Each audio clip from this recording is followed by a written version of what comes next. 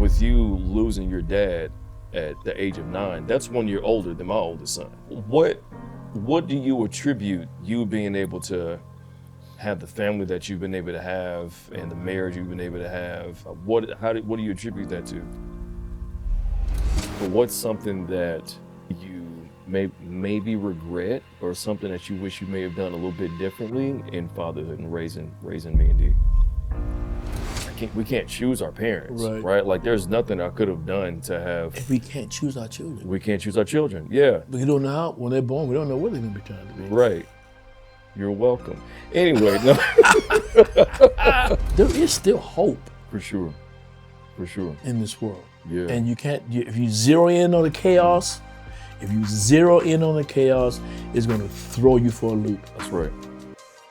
But if you zero in on the fact that there is a God that loves you and cares for you and wants the best for you and to heal you of your trauma and pain, yeah, He's here. Yeah, that's good.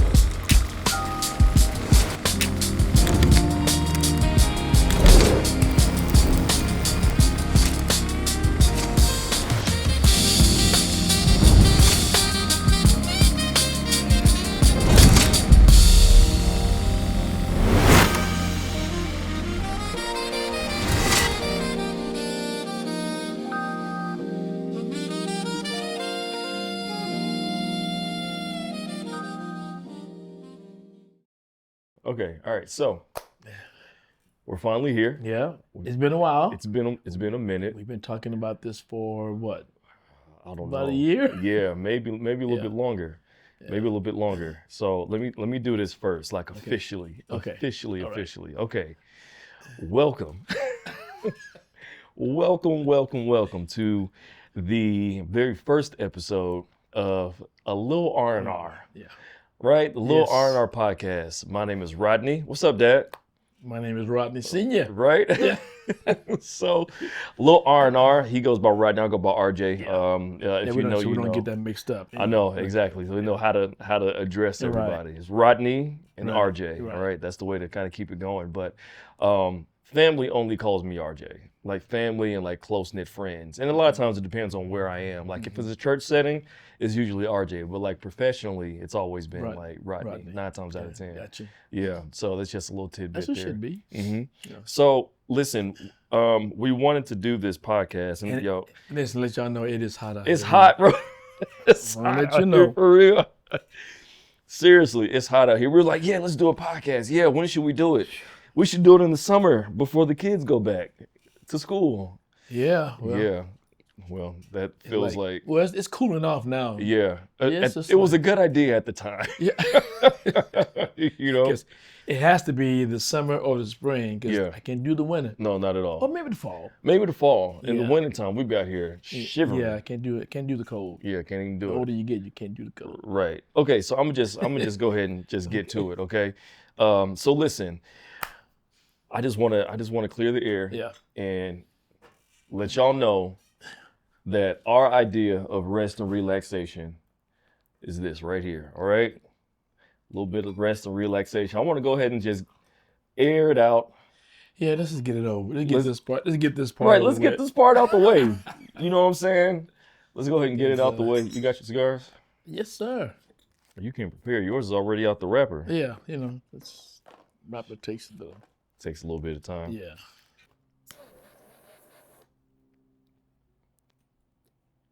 That's good. That's nice. That's nice. That is good. Welcome to a little R&R, a little rest and relaxation. Cheers, Dad. Oh. All right, sir. Yes, sir. Okay, so let's get this out the way. Let's go ahead and address the elephant in the backyard. Okay. So if you don't know, we're men of the cloth. Right? All day long. All day long. Okay. Let's just go ahead and be specific. We love Jesus. Okay. We're followers of Christ. A lot of people that see this for the first time may be like, what is happening? Yeah. You know, like legit thrown for a loop. And this is something that we've done over the years when I was of age finally. That actually I turned you on to like whiskey and cigars. Yeah, but see, I've always liked, especially cigars. Mm-hmm. Mm-hmm. You know, my dad, who was also the man of the cloth, Yeah. Yeah. and his dad, the man of the cloth, Yeah. kind of runs in the family. Runs in the family. Something in the water. Yeah, so I've always, my dad smoked cigars and cigarettes and a pipe. And pipes. Mm-hmm. So it was something about What was in his pipe? Huh? What was in his pipe? Tobacco. Oh, okay. Yeah, not one of those. Just asking. Hey, pipes can be used for different things. No, it was regular tobacco. But I didn't see him smoke the pipe a lot. It was mostly cigar. Mm-hmm. You know, Yeah. and at that time we smoked it in the house. They smoked it in the house, and you know, be in hell in the smoke. But I don't know. It's just something that I saw. But he loved Jesus. Yeah. Yeah. He did. He loved him, and he was a pastor. Mm-hmm. And he had received a pastorship in Reno, Nevada. Okay. And so he moved us to Reno, and he was there for a year, but he passed. Okay. Within that year. Okay. But he left a impression on me, like I remember him. Yeah. He was a very loving man. He loved my mother. He loved his family. Yeah. I know most of you don't know, my youngest brother is just like him. Yeah. He looked just like him. That's funny. You know, so and my oldest brother, those two look just like my father. Mm-hmm. You know, myself and David and Rick, we all look a mixture. Very, very similar. But cigars was something that he enjoyed, Mm-hmm. but he loved Jesus. Yeah.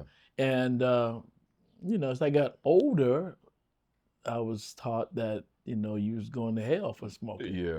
Yeah. To be honest with you. Yeah. Which is a wild thing to think about, because it's like there's so many different reasons why. And, you know, obviously we're not necessarily advocating for people to smoke and drink, you know, all uncontrollably, but it's like the folks that were super judgmental and what's the word I'm looking for? Legalistic, yeah. Super judgmental, really dogmatic, really legalistic, that say, you know, your body's a temple and you're tearing your body up and this, that, and the other. But after church on Sunday, they'll go and get some pickled pig feet. And some, you know what I'm saying? Like, and dump a whole bunch of trash and, you know, high sodium and this, that, and the other. And then go home and go to sleep, and none of that is good for you. Right, like, let's keep it a buck. And then they get like diabetes, and they want to come to church, you know, for a miracle. Yeah. You know, and 9.9 times he ain't gonna be no miracle. Yeah. You need to change your diet. You know, so but we're not advocating person. If you don't want to smoke, don't smoke. Don't smoke, but don't judge someone and thinking that God's against them. When he isn't, and especially if you haven't done your research on smoking. Right.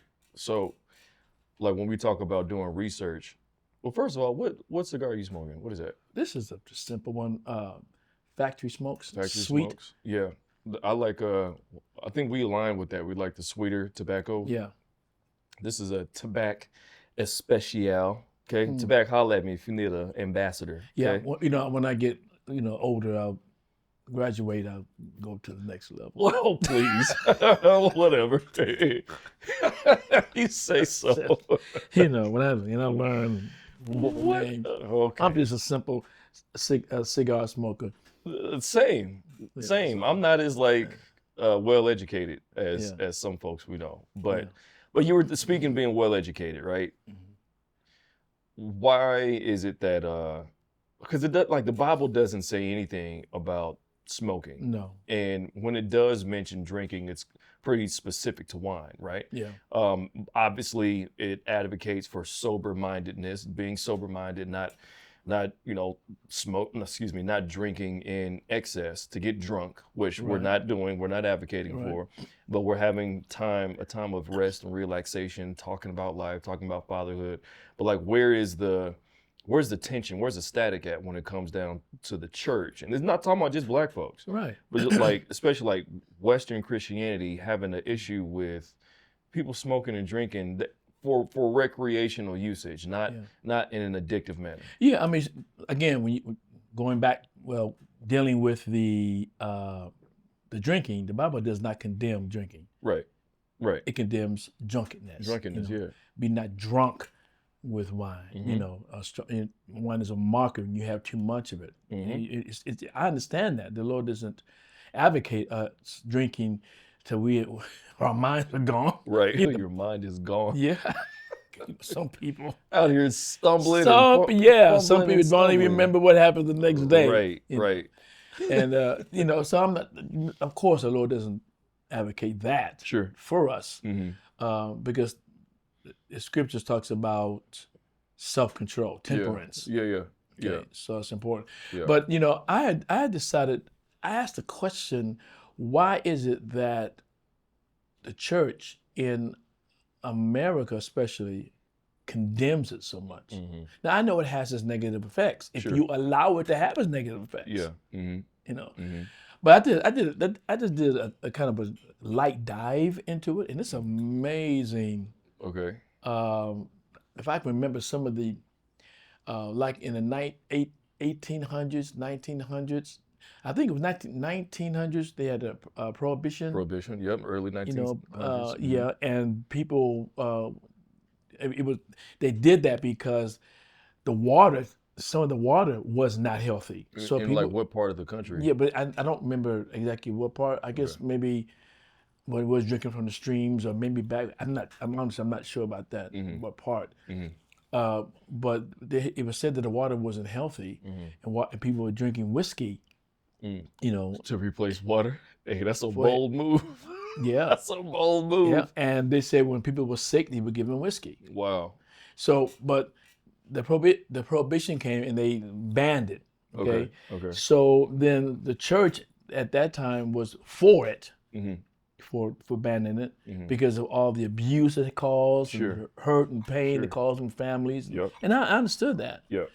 So, but they, make a long story short, they made a declaration that whiskey and smoking was forbidden. It wasn't of God. It was sinful. And they said that because of the effects of that it had. Yeah. But the scriptures doesn't say it like that. Sure. So if I'm following you correctly, because of the abuse of it, and I guess even the potential for it to be abused, the church was like, no, we want nothing to do with this.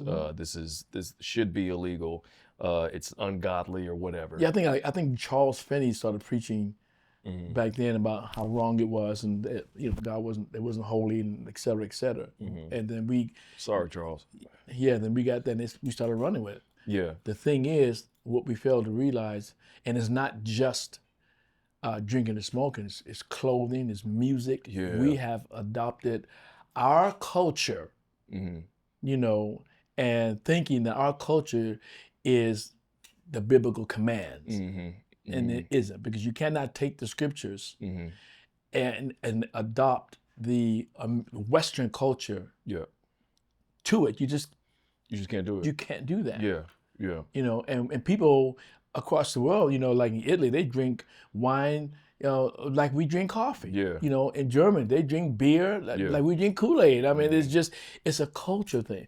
But with America, because we think we are the most, the holiest country in the world. I think that's something in my throat. Yeah, okay.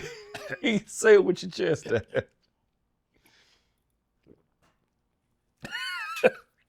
They think that we got it going on. Yeah. And we some of the most simple people you would deal with the church. That's real. Yeah. So we're trying to take our culture, and then, and then put it on people's shoulders as a yoke. Yeah, as a burden. Yeah. And so for 53 years of my life, I was living legalistically. Yeah. So when you say legalistically, you were raised in that type of environment and culture where going to the movies was a sin, where women wearing pants was a sin, makeup was a sin. Couldn't wear platform shoes. Couldn't Yeah. have Jerry curl. Yeah, y'all couldn't dance. We couldn't laugh too much because that would be carnal. That's No, wild. I'm telling you the truth. Mm-hmm. And it was very, very strict. Mm-hmm. But I was very unhappy. Yeah, I would imagine so, Yeah, because that would have been a sin. Yeah. How dare you be happy? I mean, my wife, she came up in the same thing. Yeah. Your mother, and she was she couldn't join the band because they wore pants. So I think she had to wear a skirt or something. Well, the band at school. Yeah. Yeah. I remember her telling me that Yeah, story. it's Yeah, she crazy. was in a marching band, right? Yeah, it's crazy. Yeah. But we have adopted cultural norms with biblical commands, and you can't do that. Adopted cultural norms for biblical commands. yeah. Yeah. So with that being said, like when it comes down to like modern day with us, specifically you and me, right? We kind of got to the point where we do this all the time. Right. You know what I'm saying? It's never been like a major issue between us, which I've always appreciated. Like, you know, we wouldn't necessarily like tell folks at church that we do it. You know what I mean? Like we don't broadcast, but like for certain people that enjoy a pour of whiskey, that enjoy a cigar on a nice cool day, like we've had people over and it's never really been an issue. Yeah. But we've also never like turned cameras on. Right. You know what I'm saying? This is different. It's a little different. But this is where some of our best conversations were had. We've had some conversations in these type of environments and even with other people that we know, and the conversation gets really deep. Yeah. You know, and sometimes emotional. Yeah, for sure. You know, for and sure. Depends on how many pours we got. We have to make sure we don't go overboard. Hey, I'll be the one. I get emotional. Oh yeah, absolutely. Oh y'all, he gets real emotional. Yeah, it all comes out. Yeah, it all comes out. It comes out. Yeah. I'm sweating not because of this whiskey, because it's 90 degrees out here. But go ahead, go for it, Dad. Yeah. So. So these are times that we have these conversations, and it's wonderful. Yeah, it is, because it's people just want to be around real people. Yeah.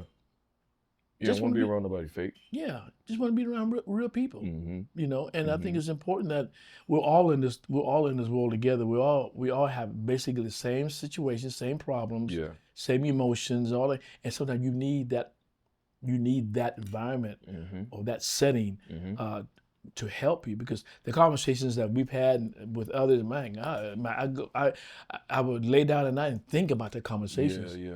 Yeah. And they would really make an effect on me. And then I would say, Lord, here I'm 70 years old. Yeah, what, 72? I'll be 70. Why are you trying to put me? What? No, because you'll be 72 in October. I'll be 71. Oh, my bad. That's on me. You did the same mistake yesterday. Yes, you did. How old did I say you were yesterday? 72. I keep feeling like, my bad, 71. Yeah. You're about to be 71. Right. Yes. In October, I'll be 71. And I said to myself, here I'm at this stage in my, remember we talked about before I turned 70, what is my 70th year going to be like? Yeah. I do remember that. Yeah, and I look back and I've gone through some great transformations. Yeah, for sure. I have been unlearning and relearning. And it's so liberating when you know truth. So when it comes to, first of all, we would never have an ex-alcoholic. Yeah, right. Sit down. I would never do that. To me, that's not showing love. Sure. But on the other hand, you cannot please everybody. Right. Because some people see this, and then people of the cloth see it, they're gonna frown on it. Yeah. Oh no, we're definitely finna inherit some hate. So I mean, for sure. But when you know truth, it sets you free. Yeah. And the only thing you can do is ask God to help them to see. And so it's like we'll never, like you said, to your point, and I feel like it's good to go ahead and get this out there, way, let people know. Like we're never going to be we're going to do our best not to be unwise. We'll do our best not to, like you said, have anybody over here that's struggling with with alcoholism I or would- any I sort would of do it. addiction, because the Bible does talk about like not causing your brother to stumble, Absolutely. right? So like we would never do this in a manner that would make other people feel uncomfortable. Now the beauty of the internet is if it makes you feel uncomfortable, You you can can keep just scrolling. You know, you feel me? Yeah. So it's like that's one of the top things. But yeah, like we know that there are certain parameters that we would put in place with this, Yeah. and you know we do this responsibly. And anybody, I want to go ahead and put this out here as well. Anybody that is that does indulge, I use that word loosely, but anybody that does partake or enjoy a glass or a cigar, we admonish you to do so responsibly. Yeah, by Must all be means. 21 or older, at least for the alcohol. So okay, we finally got that out the way. Yeah. Whew, thank God. Yeah. So All right, so what they're gonna do with it, what they're gonna do with it, what they're gonna do with it. right. So Hopefully, if people are still watching at this point, if we hadn't lost nobody. yeah, man, yeah. So People just need to understand you cannot Americanize the gospel. You can't do it. Mhm. It's just that simple. You have East and West. Cultures are completely different. Yeah, And the quicker you understand that, then the quicker you'll understand the liberty we have in Christ. that's right. That's right. And the older I get, the more I just want to live. And let's keep it a buck. Like we're filming this on a Sunday. We went to church today And had a great service. Yeah, man, You know what I'm saying? yeah. Like His presence was. like that's a very real thing. And now here we are. Like it's a Sunday evening, and the temperature is kind of cooling down a little bit. I'm looking at the sun. It's peaked behind the houses, and here we are enjoying a glass of whiskey and a cigar. Yeah, and I forgot to mention that Martin Luther, the reformer, he ordered 250 gallons of wine every year. 250 gallons of wine every a year. Yes. Sheesh. That was either some like really cheap wine, I don't know. or he must have really I don't know. enjoyed it. C.A. Spurgeon, they called it the Prince of Preachers. Yeah, He smoked pipes. really.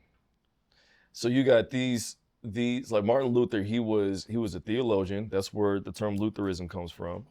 And C.H. Spurgeon, like you say, who was considered the Prince of Preachers. So Charles Henry Spurgeon. Charles Haddon Spurgeon. Haddon. Yeah, there we go.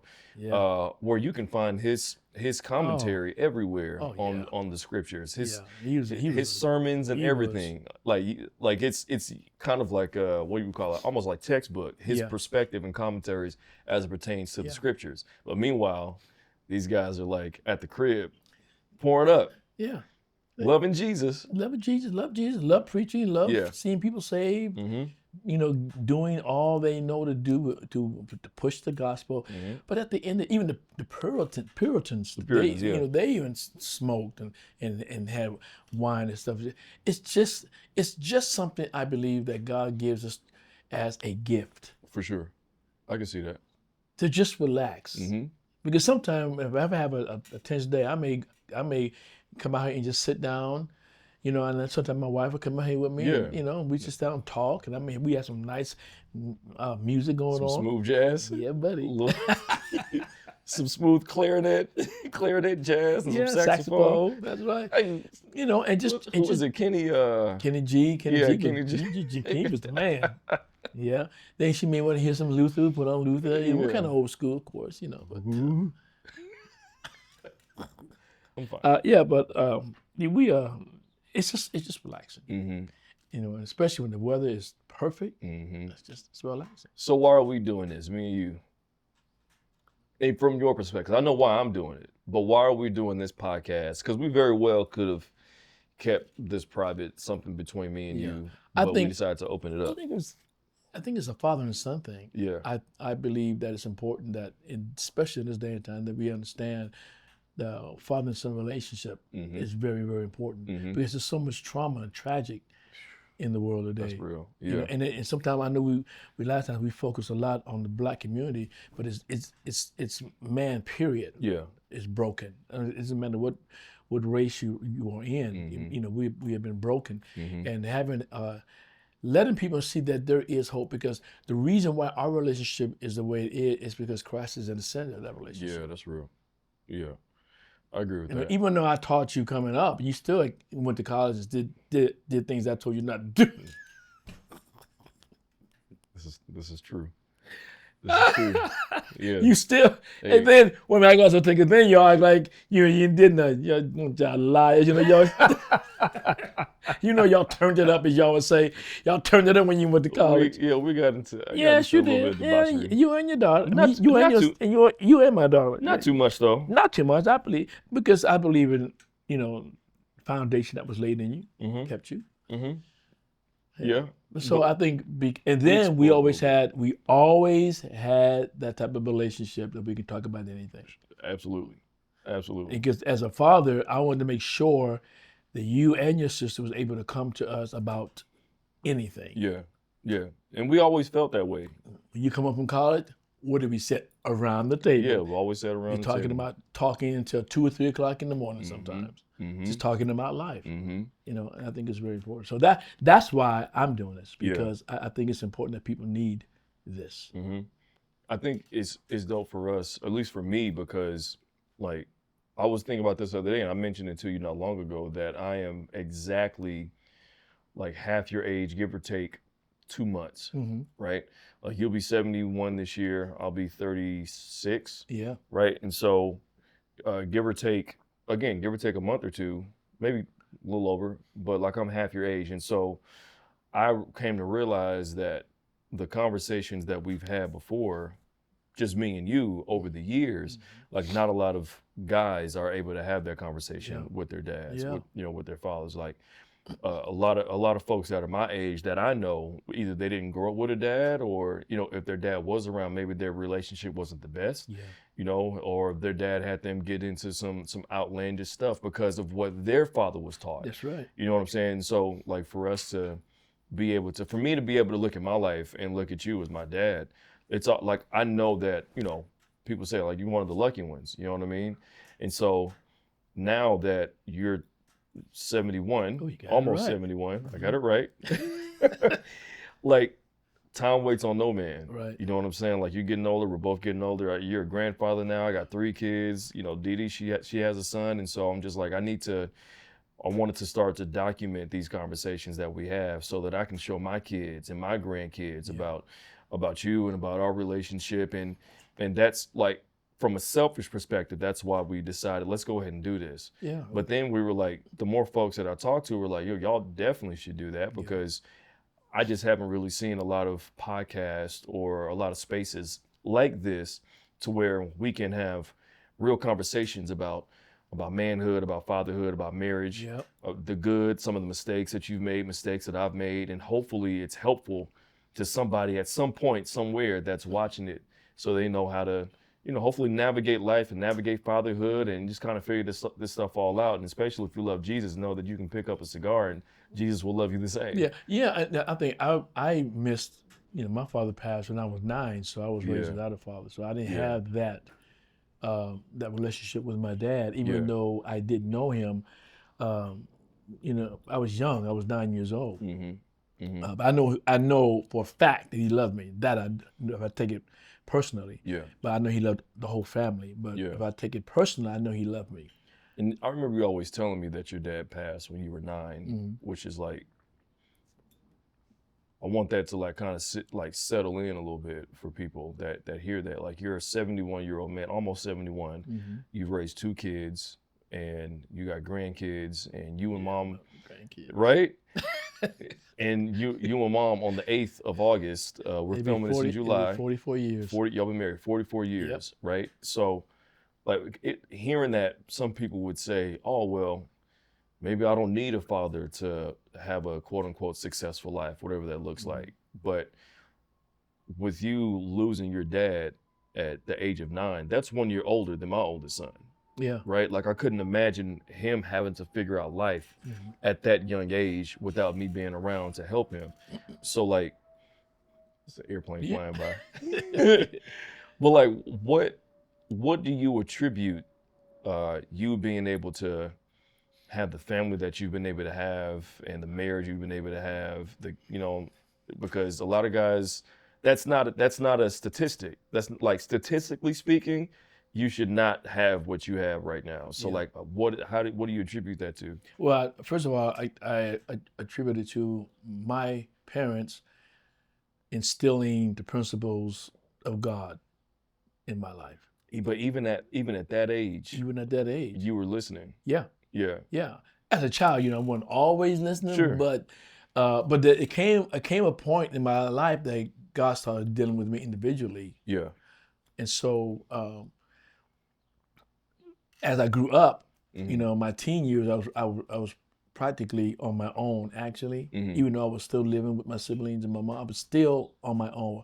Sure. I didn't really have anybody really teach me about life. Now my mother, God bless her heart, she didn't play. She was small, but she didn't play. Okay, and we got a lot of whoopings with no clothes on. Because you had it was 5 boys and 2 girls. 5 in your boys household. and 2 girls she raised. Yeah, that after your dad passed, my grandfather, your mom, Myrtle, God bless her soul, she had to raise 5 boys and 2 girls. And 2 girls. Solo. And this is in Sacramento, California. California. In the 60s.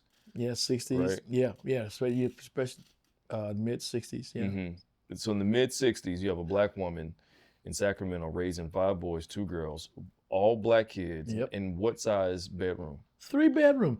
When I go back, house. Yeah, 3 bedroom house. 3 bedroom house. When I go back there, Mm-hmm. there were other people that we knew that. Well, let me say this: when I went back there, when I was grown, I went in the house. I said, "How do we? Yeah, how'd you do it? How do we do this?" Yeah. It's amazing. The house small. Mm-hmm. But how did we do it? But I do believe it was the God factor that helped us do for it. sure. Like I said, my father was the man of the cloth, and so he loved God. I'm sure he prayed for us and stuff. Mm-hmm. I remember, I think my mother told me a story that he told her to take care of my boys, before he passed. Wow. She did the best she can. But sometimes I look at her pictures I have of her, I can see the weight on her. Yeah. And I wish I could turn back the hands of time just to lift that. Yeah. But I can see the weight that was on her. She was tired raising y'all. y'all. We was bad. I believe it. But you know what? Out of all of that, none of us were ever in jail. Really? None of us. Nobody? None of us were never arrested. I can think of one that didn't go. And you know exactly what I'm talking about. I can think of one that he didn't go at all. I still see that smile on him, and them tight eyes. I ain't gonna say no more, but yeah, we never were arrested. Yeah. Wow. And it's not that we should not have been. I mean, we were in drugs and doing stuff. But God He just kept us. Yeah. And then when I was saved at 17, then that's where God sent pastors in my life to be that father figure. Yeah. So it was like God was really intentional. Well, not saying that He's not intentional, but the Lord was a really big factor in your life in a different way than some. Yeah. Right. I need to add this. Mm-hmm. The man that ministry that the first 4 years when I got saved, my father would witness to him because at the time he was an alcoholic. Who? The pastor that whose church I went to? Yeah. He was an alcoholic. He was an alcoholic before he got saved. And your father would witness to him. Would minister to him and tell him about Jesus. Yes, and tell him you need to serve the Lord. You take care of your family. He was preaching to him for years. Well, when my father passed in Reno, he found out. But we were all in the bus going to a meeting, and we were just talking. And we told him we were from Monroe, and my father, and he said, "Oh, Walter Johnson." Yeah, I said, "Yeah, that was my dad." He said, "Walter James Johnson from Monroe, whose mother was so." Yeah, and he just almost broke out in tears. Wow! Because he did not realize that we were his sons. And y'all are in his bus. And we're in his bus. That's crazy. Attending his church. Attending church.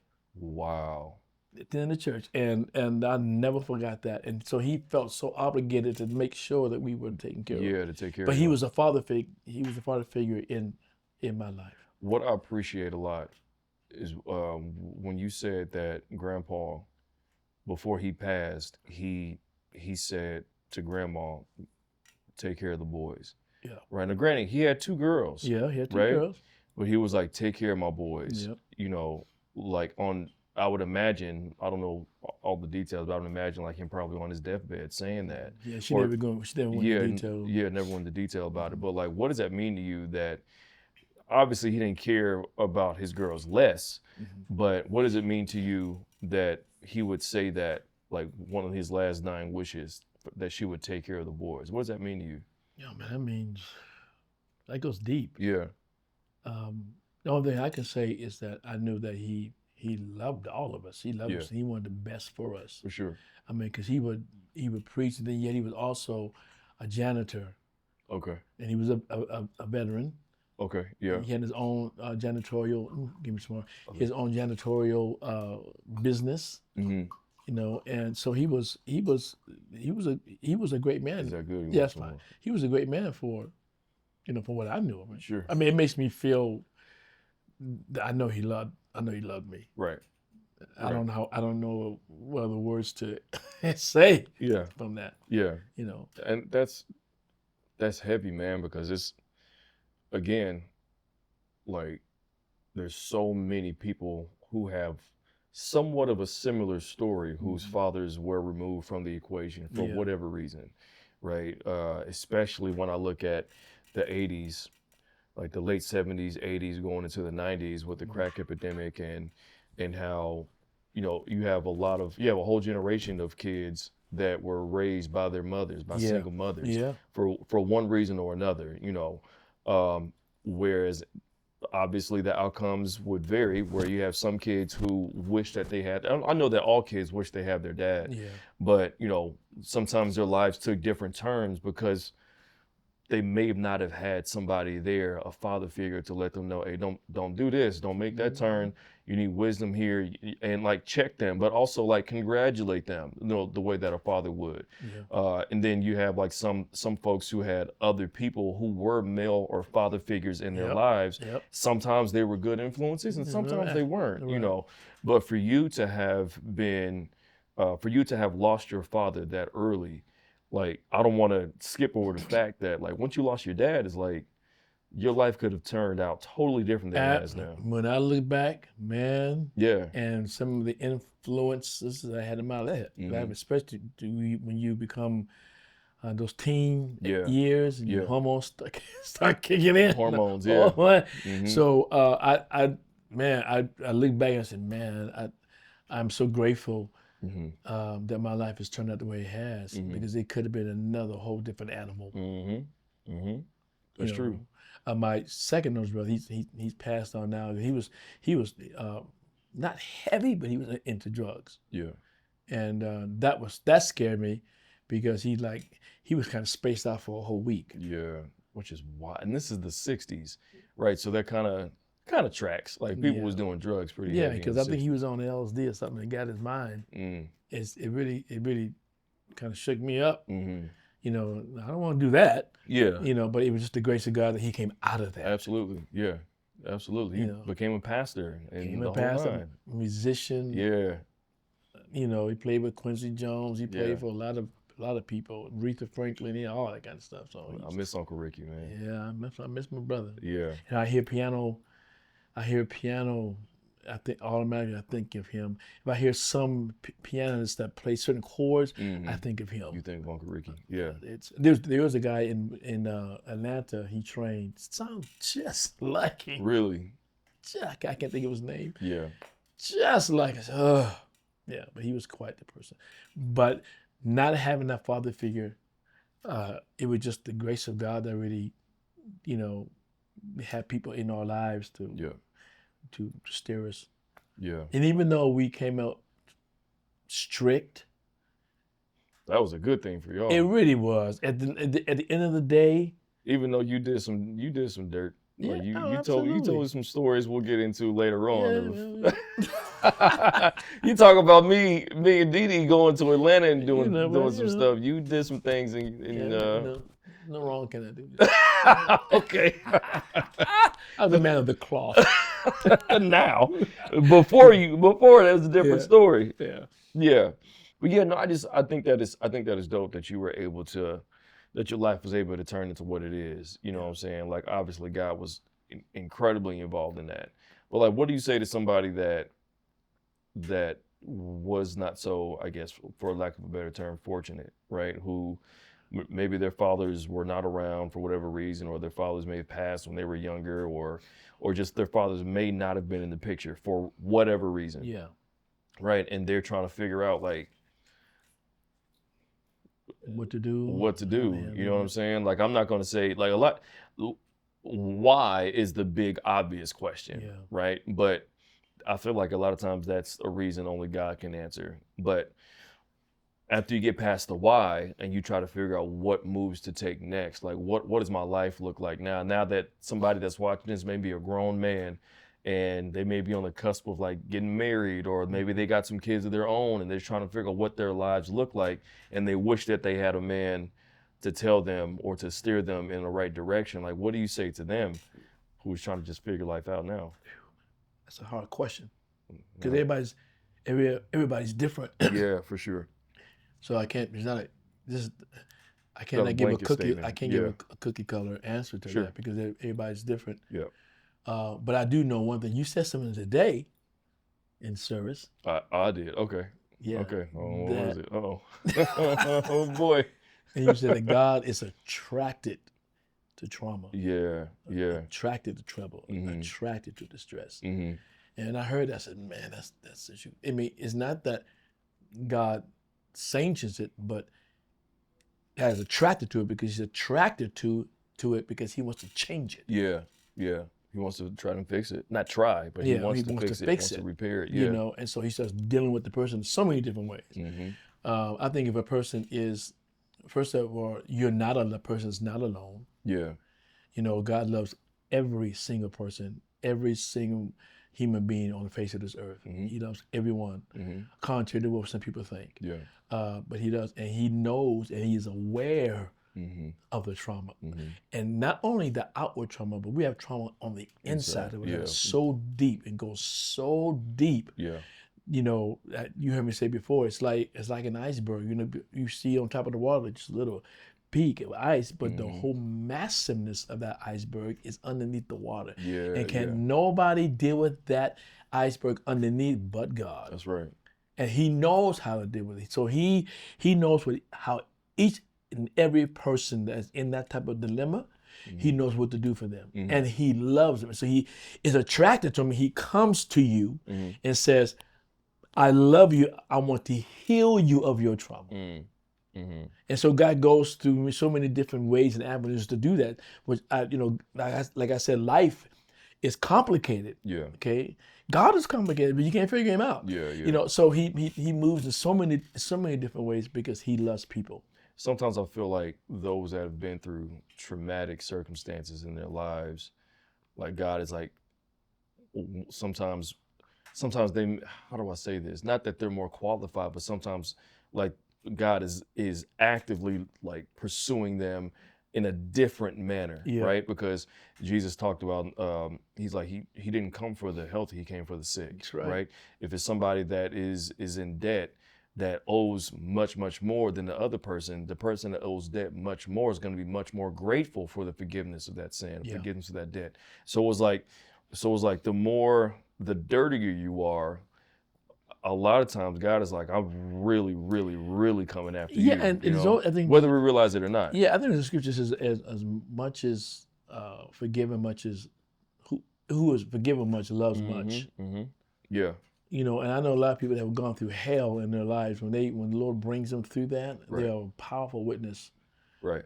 of what God can do in a person's life. Mm-hmm. You know, so I think it's important that the person realize that it takes God to reach that person, because there's so much pain, so much distress, so much trauma, Yeah. so many wounds and scars that lie so deep within us. Yeah. That it takes a God's love to break through all of that stuff and let the individual know, hey, I'm here. I'm what you need. Mm-hmm. Mm-hmm. And however God communicates to that person, Yeah. if that person yields to that, Mm-hmm. then God can make a beautiful thing out of them. For sure. You know, That's good. no situation is too hard for Him. Yeah. That's good. I don't care how bad it is. Mm-hmm. No situation is too hard for Him. Okay. So like when I kind of think about like our dynamic, going from you who didn't have a father growing up, and there were other male figures in your life who kind of filled that void to an extent every so often for you. But like, what was it like once you found out that mom was pregnant with me and you had to, you know what I'm saying? Because it's different when it's so different once you find out that it's not just you and your significant other anymore. Like you have to figure out how to, at that point, in that moment, like make a decision. Am I going to be a man, or am I going to do something different that's less favorable? That's going to send ripple effects, long after you're gone. Like, what was that like for you? Scared me to death. I believe it. Scared me to death. That's a good thing. Yeah, when she came from the doctor's office and she got in the car, and so she handed me this pamphlet. Yeah. Just handed it to you? Yeah. Like she wasn't happy, or what? I mean, I didn't really think about her emotion, how she was. She was just your mom. You just here. And so I would look at that and I would look, what is it? And I saw the word pregnancy. And I said, I looked at her and I looked at her. I looked back and my heart started thumping. Yeah. And she said, yes, I'm pregnant. Mm. And I was just, oh my God. So I was quiet. Yeah. So I was driving. While I was driving, my mind, how am I going to take care of it? How am I going to take care of my family? How am I going to take care of this child? And I'm in ministry. I don't make a lot of money. What am I going to do? And you said you were in ministry. Is that what you said? Yeah, I was in ministry, and I didn't make a lot. I wasn't making a lot of money. I was traveling all the time. How am I going to do this? Yeah. And so it's amazing. Well, let me say back up. When she said she was pregnant, for some reason, I thought it was going to be a girl. No, sorry. My bad. I don't know what to say about that. I thought it was going to be a girl, and I'm going to tell you why. Because I wanted a girl first. Okay. But I was sleeping, a deep sleep, and I had a dream. And in the dream, the nurse said, it's a boy. And when she said that in my dream, I sat straight up. I woke up. I sat straight up in the bed. Yeah. And I knew God was communicating to me, you were going to be a boy. That's wild. And the reason why I had second thoughts about being a boy, because I didn't know what kind of father I would be. Because I didn't have a father in those times in my life. Right. I really wasn't athletic. I wasn't, was the macho kind of a guy. Just who I was. Yeah. But I was really concerned about how I was going to father you. But man, God, things were just natural. It's like I just knew what to do. I knew kind of what to say or how to say it. Or if I didn't know how to say it or what to say, I would ask God, how do I deal with this? What do I say to him? Give me wisdom. In so many ways, he would lead me and guide me in what to say with you. Someone was criticizing me because I really wasn't a real active person. I never really was. Active in what way? In sports and a lot of stuff. I was, kind of real laid back. And they was kind of criticizing me. And I said, yeah. Who was it? No. So I said, I said, well, one thing for sure, I may not be athletic. I mean, a lot of stuff I didn't do it when I was growing up. I didn't have that kind of support. Whatever. I said, but there's one thing my son's gonna know. He's gonna know I love him. Yeah. Because I think out of everything else, the love is the most powerful thing. For sure. So you can do all these other fathers do these things with the children all the time, but that relationship, that closeness, a lot of times isn't there. And I said, my son's gonna know I love him. Yeah.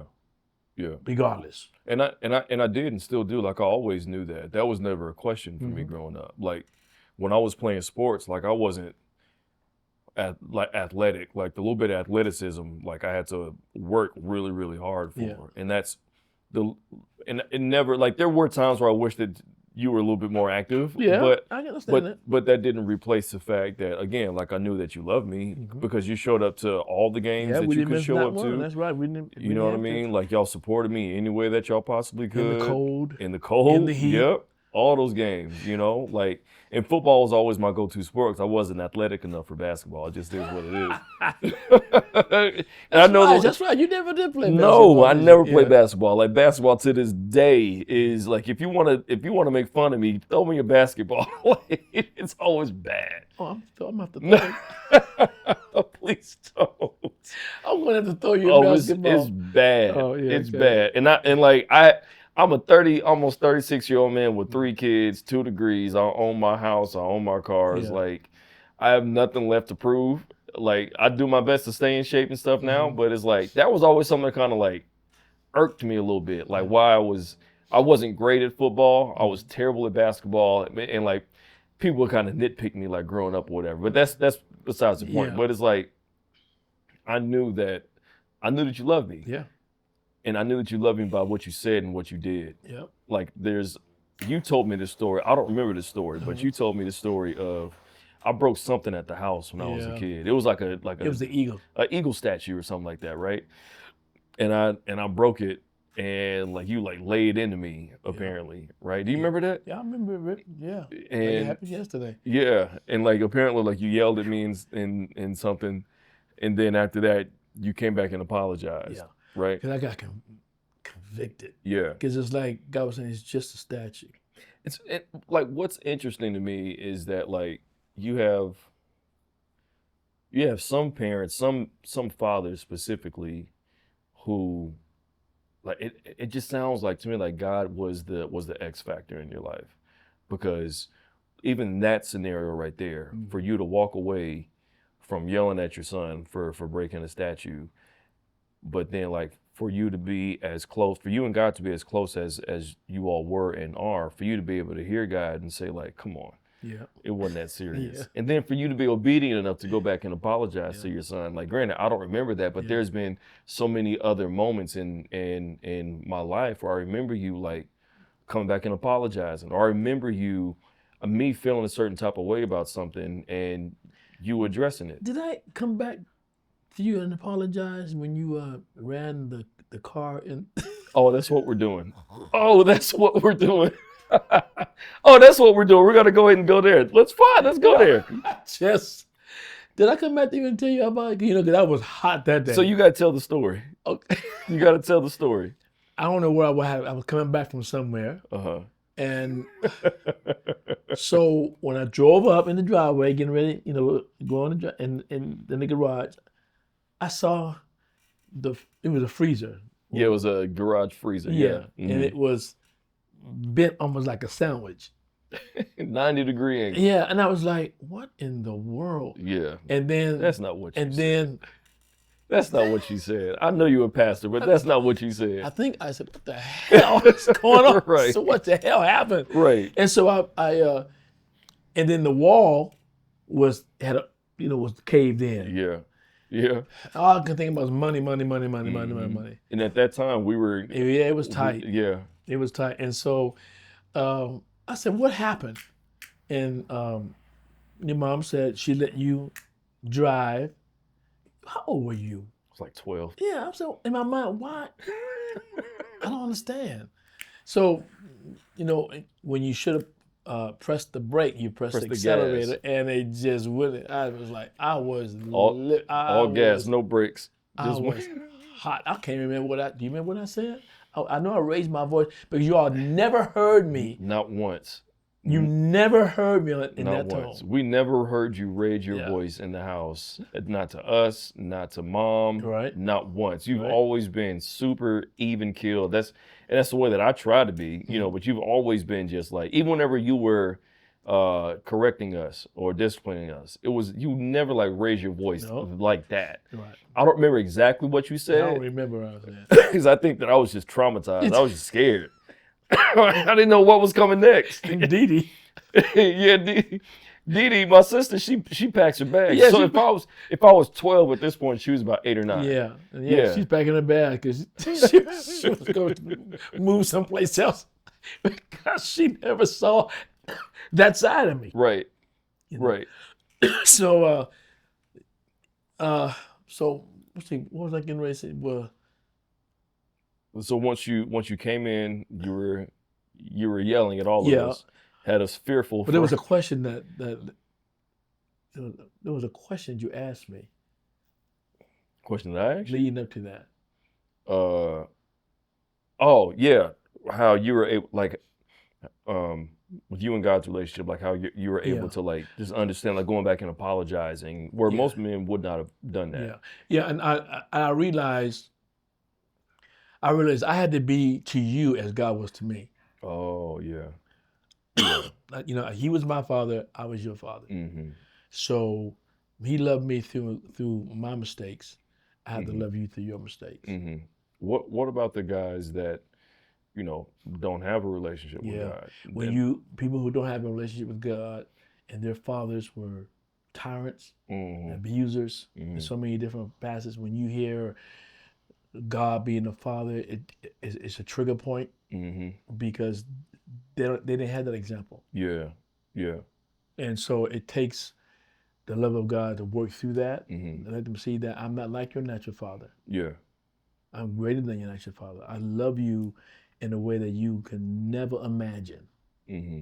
But so then, like, let's say, for example, the guys that, like, if God is not as uh I guess what's the word I want to use here?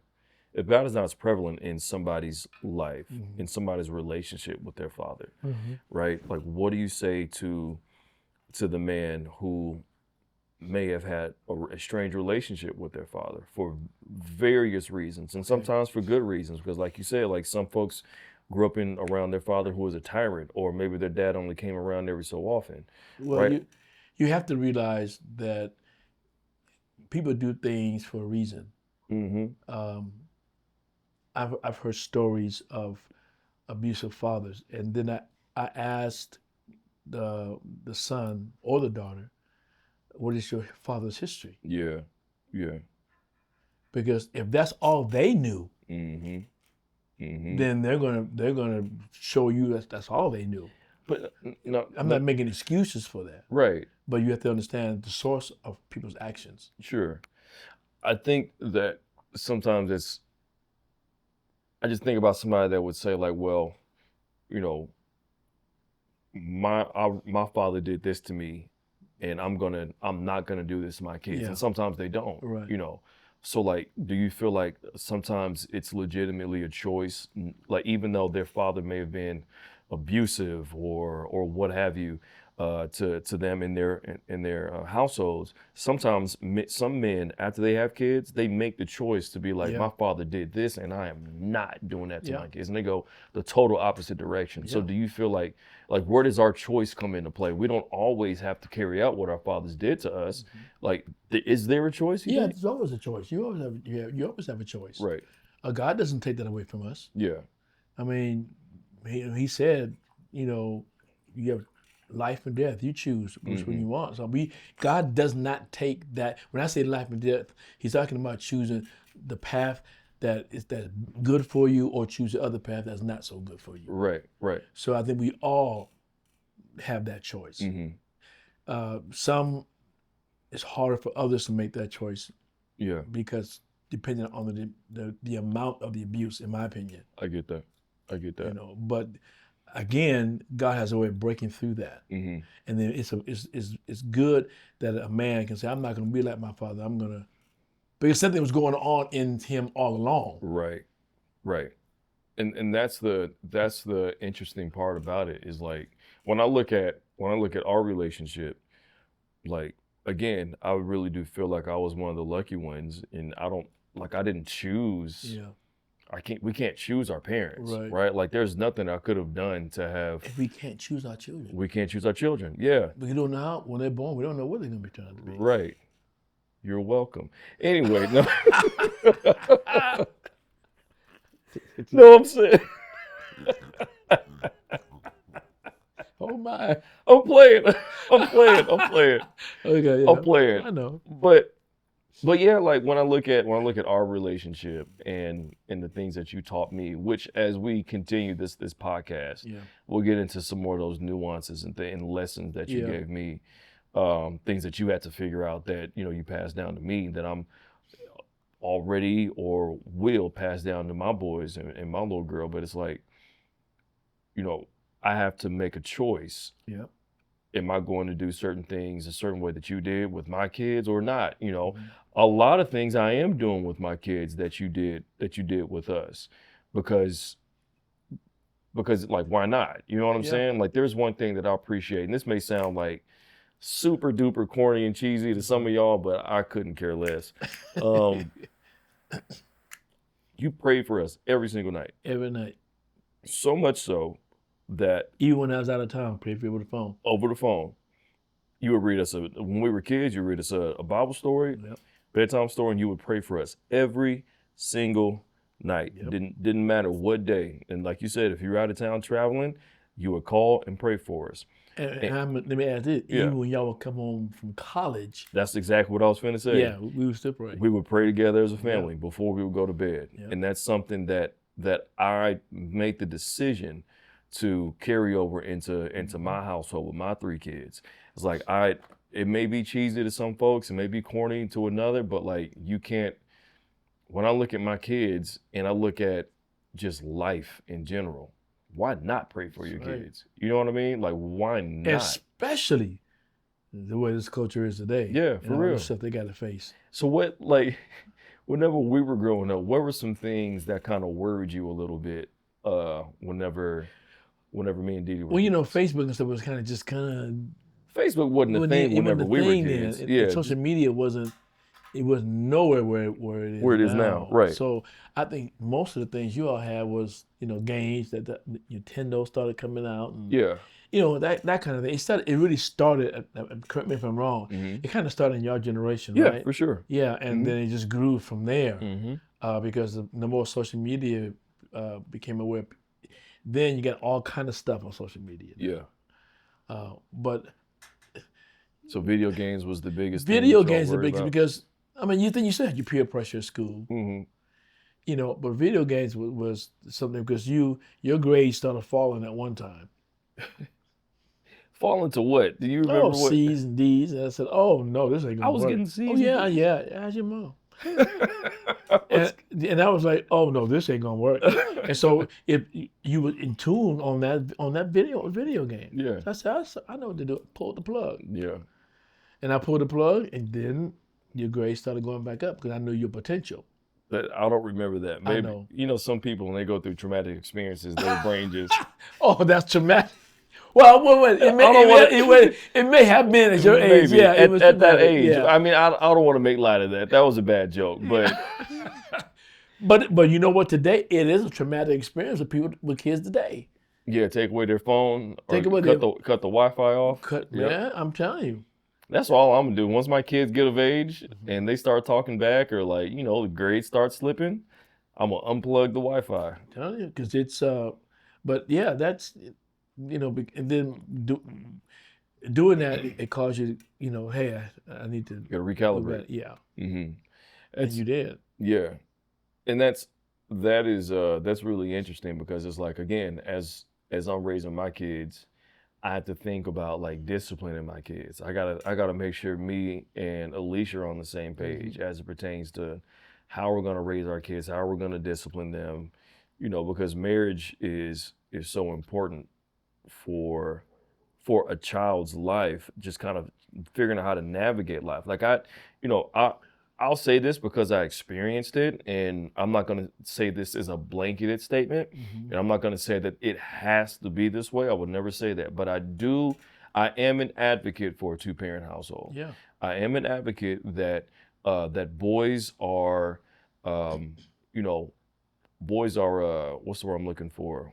They benefit from having a strong father figure inside the home. Right. I've just seen it both ways. Yeah. I've seen it both ways where the father is not in the home versus the father being in the home. And I would much rather, from my personal experience, to have a father that is in the home. And that's why, I make it a point. I'm self-employed. I make it a point to where at a certain time of day, if I don't have to, I'm not getting on a Zoom call with my client. I'm not taking phone calls. 9 times out of 10, I'm not going to be going to a shoot that's late at night.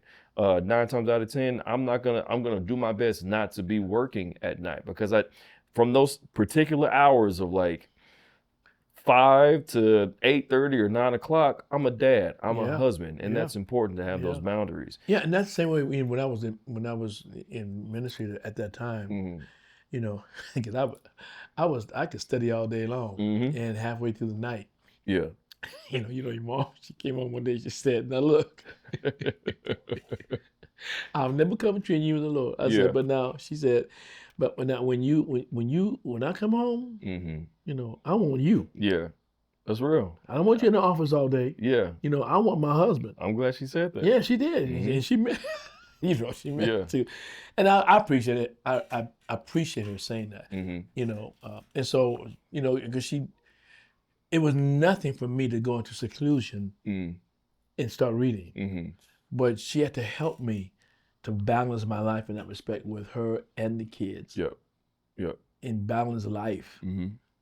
It wasn't always easy, Sure. but I did it. Yeah. Thank God. Yeah. And I'm thankful. So I was able to, as a father, to pour into, the kids, and we would when she would have to go, we would wrestle. I don't know if y'all remember, you and Didi were jumping on my back. It was this one we was living on, in I forgot our first house, our big We house. would jump on your back. Yeah, we wrestling and stuff. Yeah. I mean, Didi remembers that today. Really. Yeah, I do remember making home movies. yeah. We made I home movies. remember yeah. making home movies together. Yeah. I wish I had You were them. behind the camera, Yeah. and me and Dee Dee were like a Godzilla monster or something like that. Yeah. And we'd be But wrestling. those times are precious. Yeah. They're precious. Mm-hmm. Mm-hmm. And they go by so fast. Yeah, they do. They do. And so that type of having that father figure in the home, and I have to say even mothers, because mothers are the nurturers. Mm-hmm. Yeah, I agree. Mothers are nurturers, and when something happened, go to your mom. Go to your mom, she'll fix you up. Yeah. Dads are like, "You all right? You all right, boy?" My father used to always say when we hurt ourselves, he'll look at us and, "Are you bleeding?" We say, "No." "Does it hurt?" We say, "Yeah." He said he'll look at us and say, "You'll be all right before you get married." Oh, that's crazy. And we were. That's crazy. Because that's wild, because you would tell us the same thing growing up. I don't know, that started with your dad saying Started with my that. dad. What? Started with my dad. You'll be I all right. legit didn't know that. Yeah, you'll be all right before you get married. You used to say that to us all the Yeah. time. My dad did that. I never knew that. Wow. Wow, that's crazy. So it's amazing what you pick up Mm-hmm. growing up. Dang. I know we'll probably talk about this later about loving our wives. And, it's amazing what you pick up in the household. That's why it's important to have that balance. Mm-hmm. The man and the woman, the father and the mother, Mm-hmm. have that balance, because it affects the children for the rest of their lives. Mm. What's something that, this may be a deeper question, Mm-hmm. but what's something that you maybe regret, or something that you wish you may have done a little bit differently in fatherhood and raising me and Dee?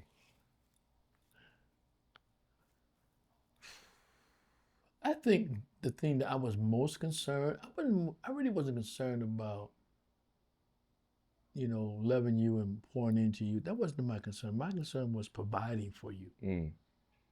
Mm-hmm. I had to learn that legacy is not always a lot of money. Mm. Mm. Say that again, Dad. Legacy is not always leaving your children with a lot of money. Yeah.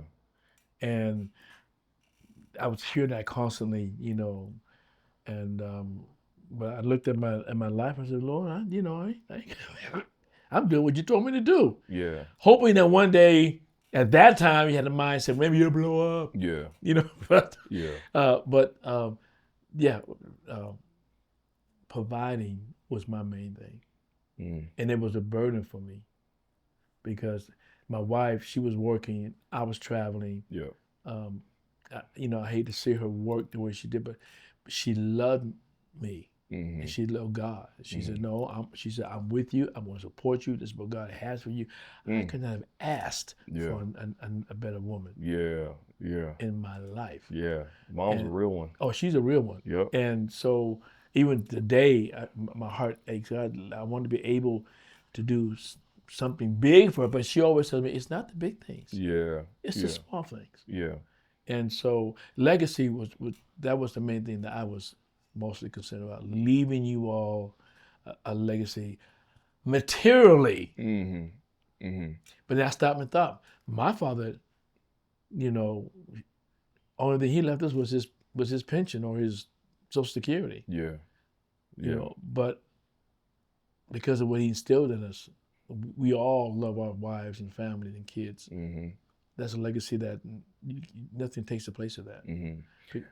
That's interesting because that's not an isolated thing where, you know, parents are only able to leave their kids.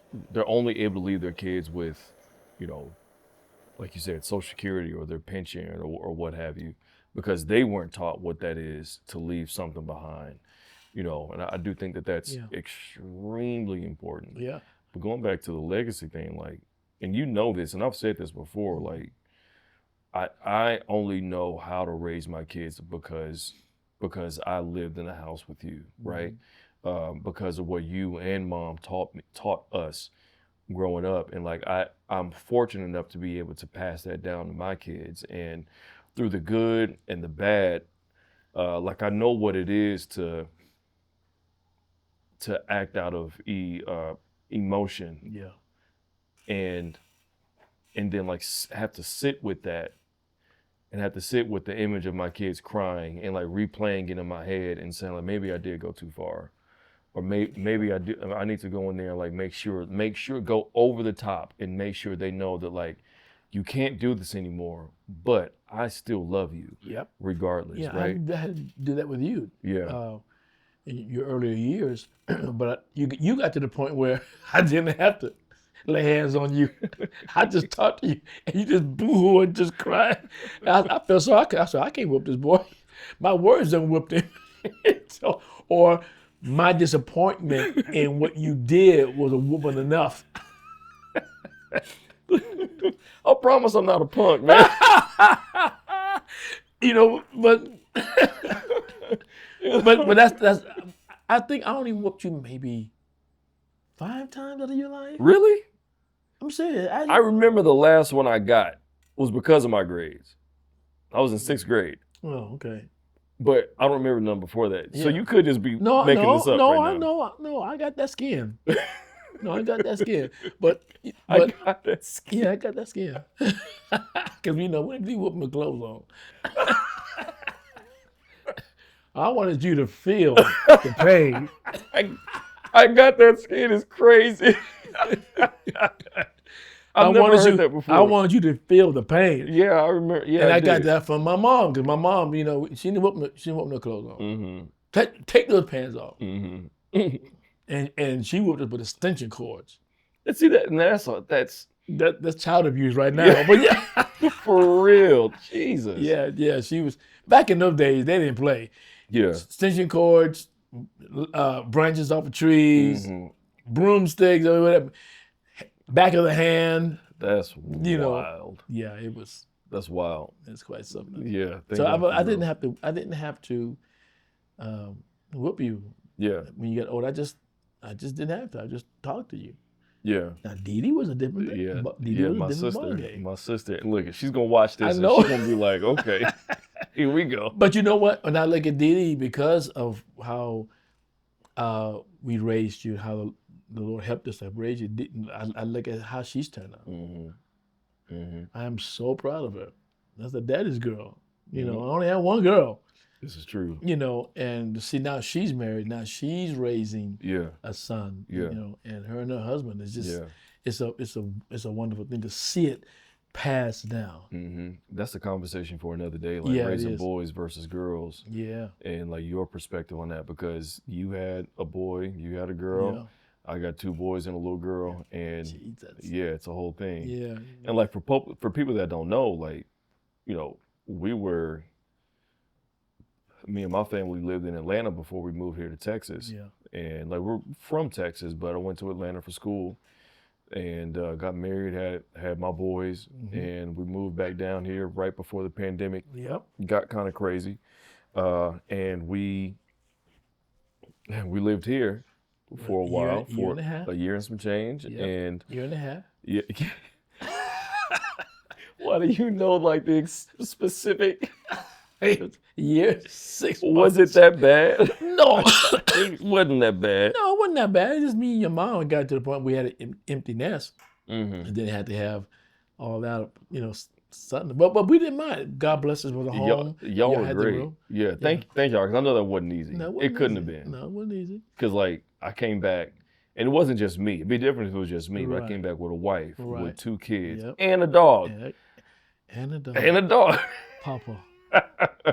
Crammed here in the house. Not Yeah. crammed, it was a decent sized house, Right. but it was definitely an adjustment. Yeah. And lo and behold, like we're looking for a home to purchase our very first home. We never would have imagined our house would be on the other side of your fence.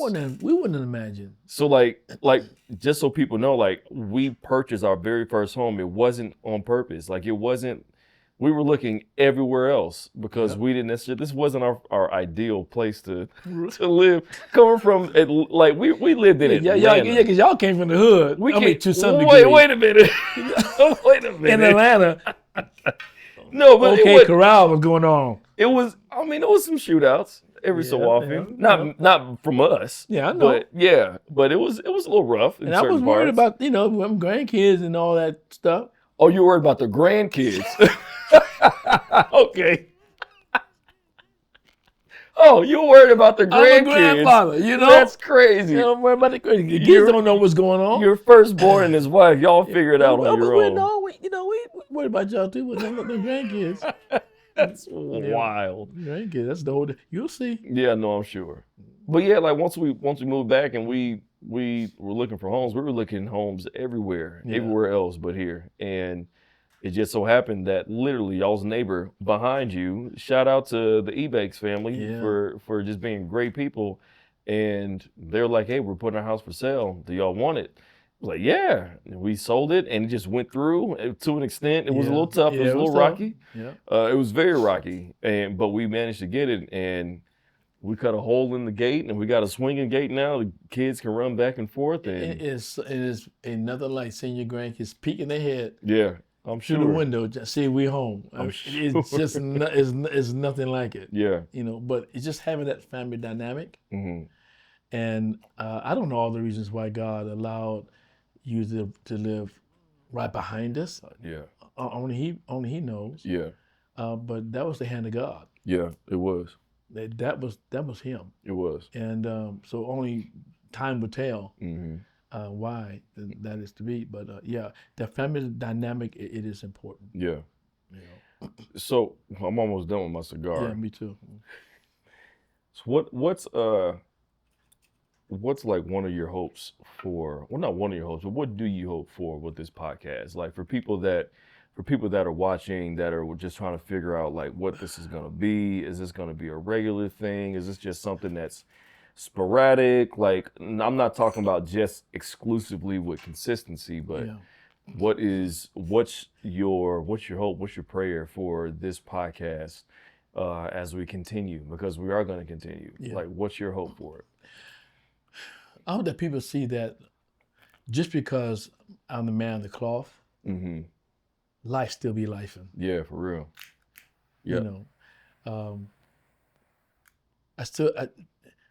I live. I still live. I still have family. I have grandkids. My heart is to see my grandkids grow up and make something out of themselves. I can't wait, if the Lord says the same, to be here long enough to see them venture out into what they want to do. To see you and your wife and being parents and being grandparents. I mean, I could say you could. It depends on my kids, not us. I got nothing to do with that. I could have some great grands, It'd be cool. You got 2 boys, so at the appropriate time. Three boys, 3 grandkids. Wait, you have 3 grandkids, Mm-hmm. So I mean, 3 boys. It's 4 grandkids, 3 boys. Right. Mm-hmm. And so I just I want people to know that life is complicated. Yeah. It really is. Life is complicated. You cannot figure it out. It's too many facets. That's right. To try to figure it out. But if you put your trust in God and realize that He loves you, He works things out in a way that that you could never, you wouldn't fathom. Yeah. You know how God works things. So Yeah. I want people to give people hope that in this chaotic world that we live in, Yeah. there are still people, you know, that have relationships. Everybody's not crazy. You know, just the father and the son dynamic is still strong. Yeah, it is. Even though the media may show the opposite, but there are people out here that love life, love family, Yep. you know, love being the father, love being the provider, the man, the husband, Yep. you know, the grandfather, and that they will give their lives for that, to leave that legacy. Yeah. You know, I don't know how much longer I'll be here if my grandkids look back and say, Papa, do you remember? Yeah. Yeah. You know, and I know people going out with dementia now. Pray to God, I don't want to go out that way. I want to remember. Right. But I that's what I want people to know, that there is still hope For sure. For sure. in this world. Yeah. And you can't, if you zero in on the chaos, it's going to throw you for a loop. That's right. That's right. But if you zero in on the fact that there is a God that loves you and cares for you and wants the best for you and to heal you of your trauma and pain, Yeah. He's here. Yeah. That's good. And that's one thing that I appreciate about doing this with you is that I feel like anything that we do jointly together, and this isn't the first thing that we've started, right? But anything that we've done together, like Jesus is always in the middle of it. Like we have a very intentional focus on making sure that whatever we do, especially as father and son, that God is right in the middle of it and not an afterthought, but that He's again in the middle. He's the foundation of everything that we do. Yeah, I was really thinking about this podcast because I just like, you know, Lord, you know, I have more days behind me than ahead of me. I want my life to be effective in this last quarter of my life. Yeah. And I know we've had a lot of good feedback in our dialogue and other dialogues that we've had. Yeah. And people look at that and they admire that and they wish they had that type of relationship. Yeah. You know, but you can have it. In what way? If the father and the son recognize, first of all, that we're in this together. Yeah. And what together? Like life in general. Life in general, you know, and understanding. I think it's very important for children to understand, especially adult children to understand their parents' background. Because you won't be so quick to point the finger and condemn them. You have to understand where they come up in, how they came up, you know, the things they had to endure. Yeah. You know, and one time I preached on fatherhood one time on one Father's Day, and someone came to me and said, "Thank you." They said, "You helped me understand what fatherhood was." Wow. And this is a child of the father, a grown up, but they understood, you know, that, you know, their father's history, and it made them believe. That's what they said. It made me believe in fatherhood again. Made you believe in fatherhood again. Yep. Wow. Yep. Wow. You know, so it's important to love. You know, to love one another and understand. My favorite passage of scripture is Jesus said, "Love one another as I have loved you." Yeah.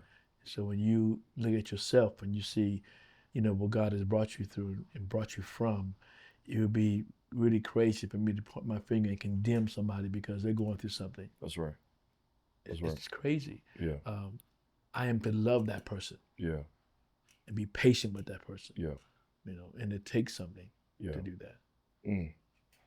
Yeah. I mean, we could talk for another 3 hours. Yeah. I do want to, before we kind of bring this to a close, I want to give a couple shout outs to my mom, your wife, and my wife, your daughter-in-law. Yeah.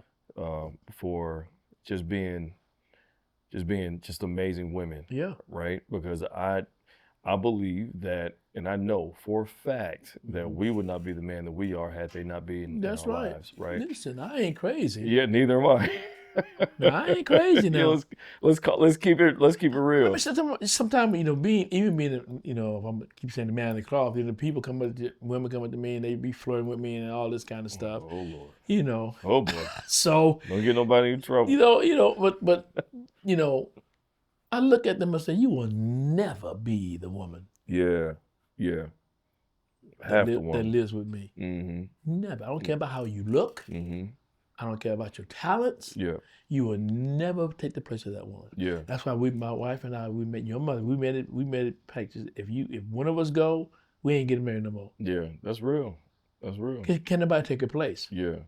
Because it'll be 43 this year, right? 44 this 44 this year. Yeah. Next month? No. Yeah, next month. Yeah, next month. 44 On the years 8th, of marriage. Yeah. That's real. Yeah, and nobody can take no woman can take her place. Yeah. Same for me and my wife. We just celebrated 10 years of marriage, and just seeing how she's always been, and this, talking about marriage, that's a whole nother episode. That may have to be the next one or something. I don't know. Because we could talk a whole lot. Faster on that one. There's a whole lot we can talk about with that. Yeah. But my wife is amazing, and I can't say enough about her. And I mean, I think that it's so important to make sure that people know that, fatherhood works, and there is hope for fatherhood, but fatherhood is even stronger and even better when there is a strong woman that's involved in that as well. Absolutely. And she's always trusted me to raise our boys, but I would say that she's trusted me to raise our boys and to raise my little girl because of the man that I have that's raised me. You know what I'm saying? Humbling. She knows I'm not going to go too far. She's not going to go too crazy. I mean, like, anybody that looks at it says that we're like splitting images of each other. I always said I'm the before and you're the after. If I want to know what I'm going to look like once I get to 70, I just look at you. Yeah. And I got something to look forward to when I get to 70. Well, I'm gonna do my best to maintain. Please do. Do my best to maintain. But when I first met your wife, when we came to Atlanta, I think I met her before you got married. Yeah. Briefly, it wasn't. Yeah, we'll have to talk about that whole. But when the one thing I realized how old she was when she was pregnant with Tripp. No, was she already had Tripp? Well, I can't remember. But at one time we stayed in the guest room and we opened the closet. Mm-hmm. Everything was just structured. Everything was organized. I said about it. I told my wife, I said, "Oh yeah, she knows what she's doing." I mean, it was just so structured. She was ready. Mm-hmm. And your wife and my wife are somewhat the same. Very similar. Extremely similar. Yeah. Very much so. They really are. It's amazing. They said the children marry their parents. Yeah. I have to say, not on purpose, but I think I did. Yeah, Dee Dee do. Yep. It's amazing. I can't wait until we have Dee Dee's husband out here. Oh yeah. We got to have him to talk about that. Yeah. It's happening. He don't like to be on camera. I know. I am looking forward. I am looking forward to sitting down with you. It's coming. I can't wait. Yeah, man. And we all also have the women on there too. We should. Yeah. I'd be down for that. Yeah. Give the woman's perspective of how they view us, and I think it's important. We got to have that balance. Definitely. Because women are important. Immensely. Like, immensely. Yeah, they're important. Yes. We can't be they second behind me and my ball and chain. No, I want to slap somebody when they say that. No, it's and that's one thing that it's a partnership. That's one thing that me and my wife have agreed on. It's a partnership. It's not me in front of you, you in front of me. Like, it's a partnership. We're figuring this thing out together. Absolutely. We're raising these kids together. We're doing these finances together. We're figuring life out together. That's right. There's certain times when she has to take the lead on certain things. There's certain times where I take the lead on certain things. It's a dynamic. You don't know everything. Yeah, that's right. And God gave us wives to give us wives and give us balance. Mm-hmm. We in our pride, we think we know. Yeah. But we don't know everything. I don't have time for that. My kids are at stake. Yeah.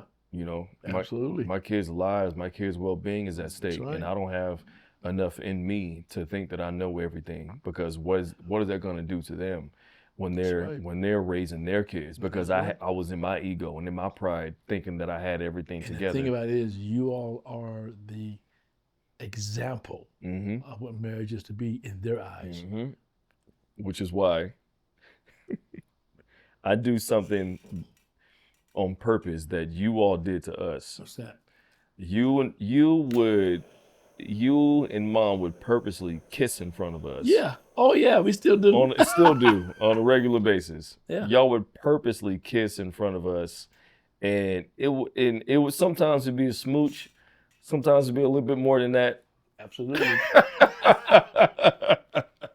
But we do that on purpose, Yeah. and like they're just now starting to get to the point to where they're like, this is kind of gross, Yeah. but it's on purpose. Yeah, I know there's another whole podcast there, but I remember as kids, you've heard this story before many times, that my mother was cooking breakfast and it popped, the grease popped in her face. Yeah. And she screamed. Yeah. My father come running out of the back room, and I mean just scooped her off her feet and carried her in the bedroom and just docked her and took her. And we was like, wow. Yeah. And then when he would come home from work, they would see each other. He would take her and just lean her over and give her a big kiss.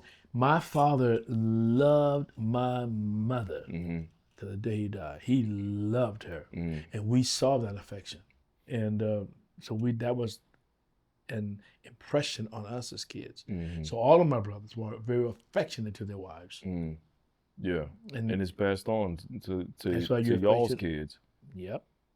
Yeah. We got to spend some time talking about marriage. That is a subject matter that needs to be discussed. Yeah, for sure. So we'll maybe the next episode we're talking about marriage, and then maybe after that we'll talk a little bit more about fatherhood and like some really interesting stories. Oh yeah. Yeah. Because we got stories. Yeah. We got stories. Yeah. Man. So did you have anything you want to ask me in particular before we turn this off? I will never forget, and I think about it often. Oh, he's finna get sent. No. When you start talking like that, I will never forget. No, but I know, but it hit me so hard when you said that, when you came home from college. What'd I say? And you was on the stair, on the stairs. Yeah. And you said, "Dad." I said, "Yeah." And you stopped and you said, "How is it you were such an awesome dad?" I was messed up. Yeah. I was just inwardly, I was jacked up. Yeah. Emotionally, I was tore up, because I was like, oh my God, you said that to me? And it made me feel like I did something right. I mean, because I'm my worst critic. Wow. Woo, Dad, that's heavy. And that was an affirmation to me that I was a good father to you. Wasn't perfect, but I was good. Yeah. And all the things that I did, you gathered in the good and rejected the negative. Yeah. And you brought the good in, and you saw the good. And I was like, that messed me up. It shocked me. Yeah. But it messed me up. And I remember telling God, I said, Lord, thank you. Thank you, because I know I couldn't have been that father without you. I still feel the same way, that you were just a great dad. I think that anybody that knows us and knows our relationship and knows you or knows me, anybody that knows me knows that I value my relationship with my father. Especially like anybody that's close to me, anybody that I grew up with, or anybody that's any of my fraternity brothers, like they know that our relationship is really, really tight. That's why they call me Pops. That's why everybody call you Pops. Like, for real. Like, Yeah. and that's a real thing, And so, like, I still feel that same way, that, I don't know how you were able to do it, but you did it. Yeah. And that's why I have so much love and respect for you, now to this day. And it means a lot.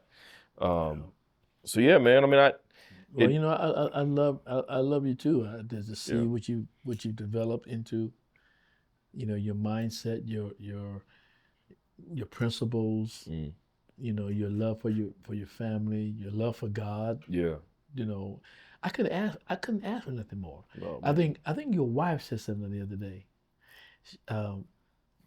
We were talking about the kids, and she made a statement, and it kind of hit me. She said, "You're rich, aren't you?" I said, "Yeah, Yeah. Very much. I'm a rich man. Mm-hmm. I am a rich man. Yeah. To have my family, to have my grandkids, to have my wife, and Yeah. it's my son-in-law, my my daughter-in-law. I am a rich man, and we're going to end on this note. And all of my grandkids look just like me.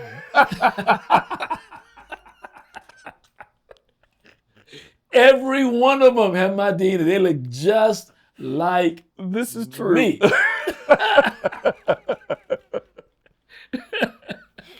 This is true. People say, "Boy, you sure mark these kids." Yeah. Hey, well, That's hilarious. they all do. they all look like me, They really do. especially Nuri, My little girl. Yeah. She does. and she loves me to death. I Yeah. love her. Mm-hmm. Yeah. So Well, this is good. yeah, I can't wait till the next episode. Yeah. I'm excited. Yeah. We've been talking about this for a minute, and I'm excited that we finally took the steps to do it. Yeah. Yeah, it took time in the making. It's a work in progress. Yeah, you know, I had to really, you know, because this is so contrary to the way I came up. For sure.